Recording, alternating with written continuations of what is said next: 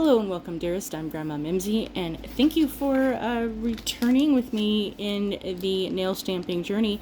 This is the newest that I know of stamping collection, and it is the STMP-051. If you just look up stamping cards or scraper cards, this is part of the quarterly seasonal items that they have. Every quarter, so about every 3 months, they come out with a new set similar to this, and this is the winter edition, and there are 4 cards. So there's a green, there's a yellowish color, there's I'm not sure if that's a brown, pink, purple, but it's kind of muted in that from what I'm seeing, and then this is a darker bluish purple. So they have the snowflakes and the leaves and all the fun stuff that we like for the various seasons. And these are the full-size scraper cards. They are a little bit thinner than the ones they've had in the past. I like the full cards to be able to do a big project. These are the regular stamper cards. You can buy these in a 10-pack. It's really stinking, not that much.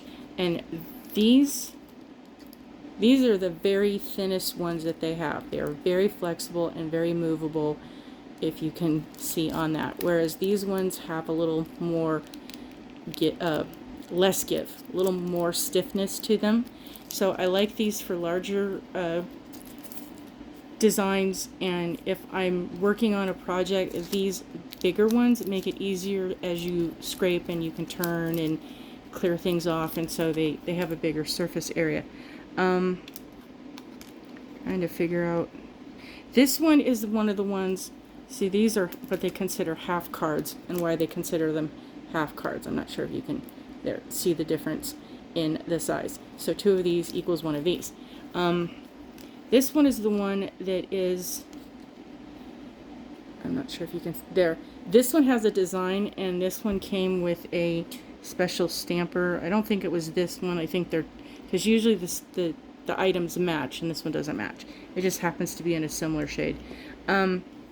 This one, I'm going to go, I know I'm a little chaotic at this, but there's a point. There's a method to my madness, and it all makes sense.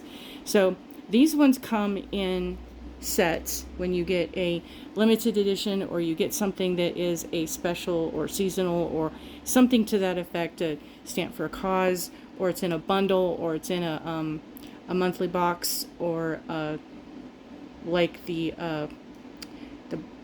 boxes of the holidays. So they have one for Halloween and one for Christmas. Sometimes you get these ones, or you get the monocle ones. But these cards come when you get the stampers that are in some sort of a design for a theme for a specific timeline. These ones are the thick ones that come. These ones are really, really less bendy. And this one was in, I want to say, a Christmas one. I want to say it was the starter kit for the Santa collection that you can get year round. That's a single plate. It comes with the stamper, the scraper, and 1 bottle of polish. And I'm not sure if you get, some of them you get the clear or the sticky that in the set as well. So it's one of the bare bones. You've got nothing, here you go, start with this kind of set. And this one is massively thick, and I could use this one till, and I could use this one, just stamp, go, stamps, go, because it is super hard. And I've used it so much, especially with having nail polish remover on my hands or other things. There's like a thumb dent right there from me having it in the way that I use it. So the one, I've tried to not use that one as much anymore because it's wearing.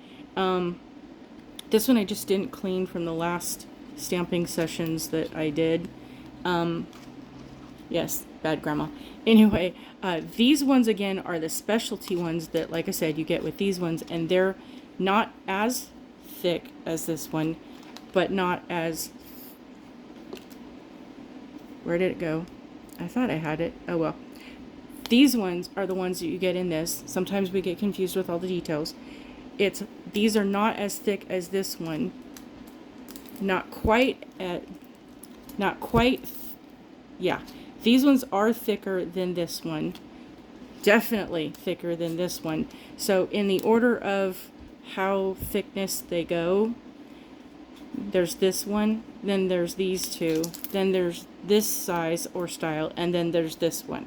So depending on your level, depending on your preference, depending on what you know or don't know that you like, there's kind of that whole how the scraper cards work. Because for beginners, how you do the plate, and let me grab what I got here. How you do the design, depending on the etching of the design, the way you're scraping. Sometimes if you scrape, you put the polish on maybe this way and you scrape this way, you might not get a great pickup. If you put the polish on this way and scrape down, you might not get a good pickup. If you put the polish on this way and scrape that way, you might not get a good pickup. It just depends whether you are going sideways or, this way, and the design and the etching and how detailed those are.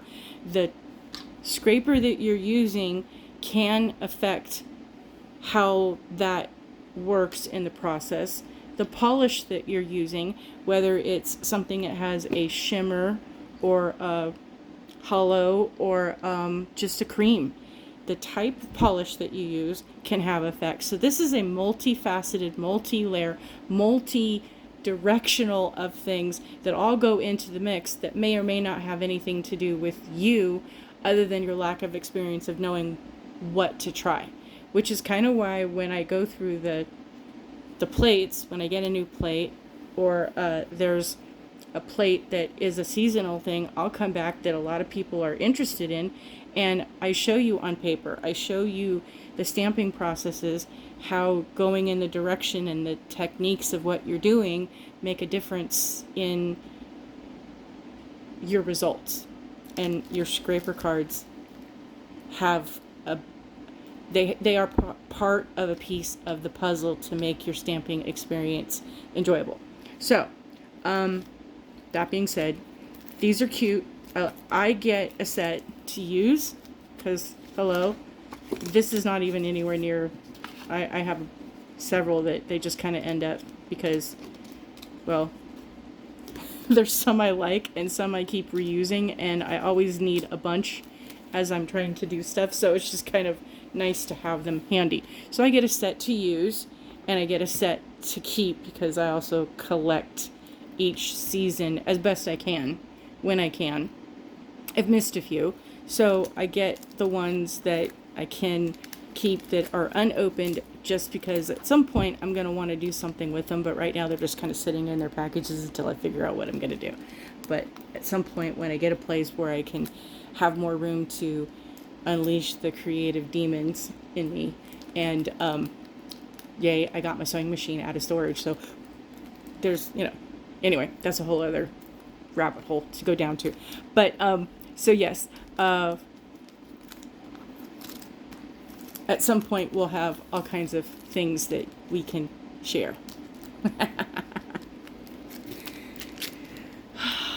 What's a grandma to do? Thank you for watching. Thank you for following. Thank you for subscribing. I appreciate all those who are going along this rabbit hole of a journey of multiple, places and things to do, because yeah, there's a lot I want to do, a lot I am capable of doing, and I want to be able to share it with the world because the world needs kindness. The world needs to have these creative endeavors and people to see the possibilities of things that we can do. Please be kind to those, because others out there that may not think they might need it, because although those who are in the Misery Loves Company Club might not know they're in the Misery Loves Company Club, and they're always recruiting. Don't let them recruit you. Try and get them on the other side, because we've got so much going on that's not good. We need to make more good, and the more good and love and gratitude and happiness that we share for ourselves and for others, the happier we all will be. At least that's my hope. And there used to be a commercial that if I tell two friends and they tell two friends and things just kind of grow. I'm hoping that the things that I share with you, that you are my friends and that you go out there and share, and we can expand all this love and kindness, because, everyone says they want world peace. Well, to some degree, there's those that say that the critics, that'll never happen. Doesn't mean we can't try. Have a wonderful day. Bye.